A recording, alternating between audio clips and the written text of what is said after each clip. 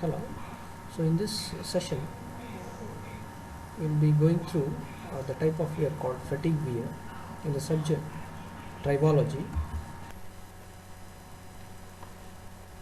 Wear testing methods. So different types of arrangements can be used to study the sliding wear of different materials. So in that, first one is pin on disc, which is nothing but face loaded. So in this apparatus, that is figure number A, the pin is held stationary, which is loaded, the pin is loaded and the disc is rotating. So the pin can be a ball type, which is non-rotating, or it can be some hemispherical pin, or a flat ended cylinder. So this type of apparatus is used commonly during testing of the materials for different tribological applications. And then second one is, as shown in the figure, the pin on flat arrangement, in which a flat or a stationary plate is kept against a reciprocating pin, and in some cases the pin will be stationary and the plate will be reciprocating. So again, this type of apparatus can be used to test the fretting wear by using small oscillation amplitudes at high frequencies.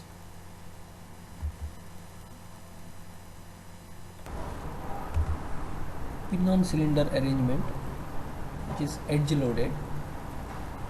So the pin on cylinder test apparatus is similar to the pin on disc apparatus, except that the loading of the pin in this case is perpendicular to the axis of rotation, and the pin can be flat or hemispherically tipped. Next is thrust washers, which is face loaded. So pin on cylinder arrangement is shown in figure C. From figure number D, we can see the thrust washers, in which the flat surface of a washer rotates or oscillates on the flat surface of a stationary washer. So these are face loaded because the load is applied parallel to the axis of rotation, and these washers may be solid or may be annular. So this type of configuration is most common for testing of materials for low stress applications in journal bearings and face seals. Next is pin into bushing arrangement, which is edge loaded. So in this apparatus, the axial force which is necessary to press an oversized pin into a bushing is measured, as can be seen from figure number E. A pin is pushed into a bush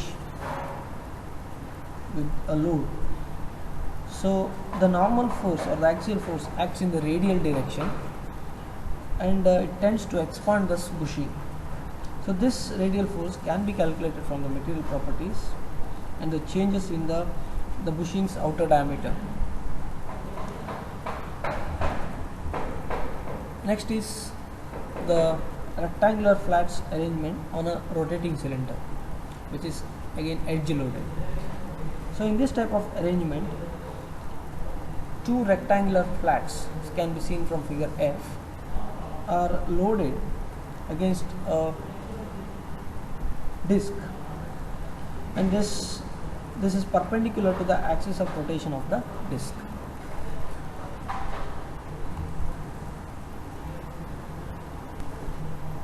Next is the crossed cylinders arrangement.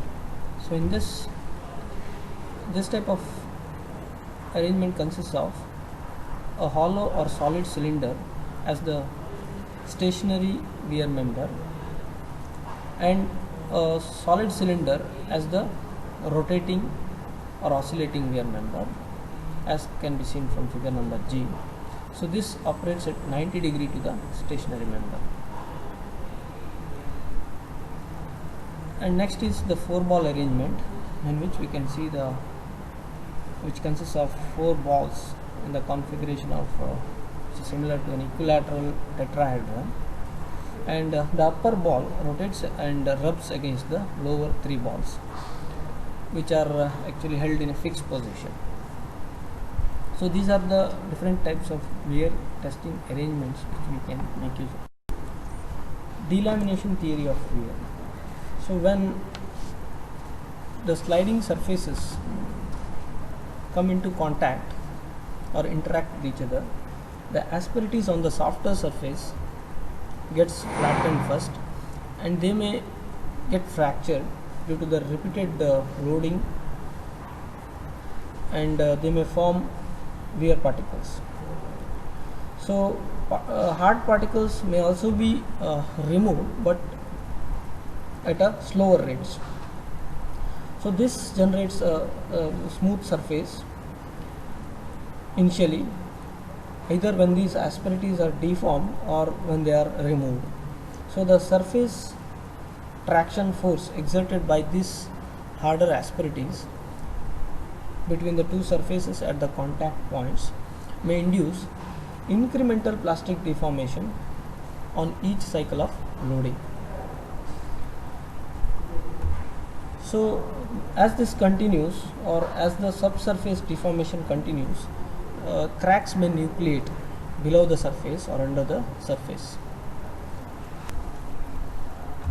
So once these cracks are present, the further loading and deformation causes these cracks to extend and propagate, and these may eventually join the neighboring cracks. So these cracks which join each other may tend to propagate parallel to the surface. So that depth is actually governed by the material properties and the condition or the state of loading.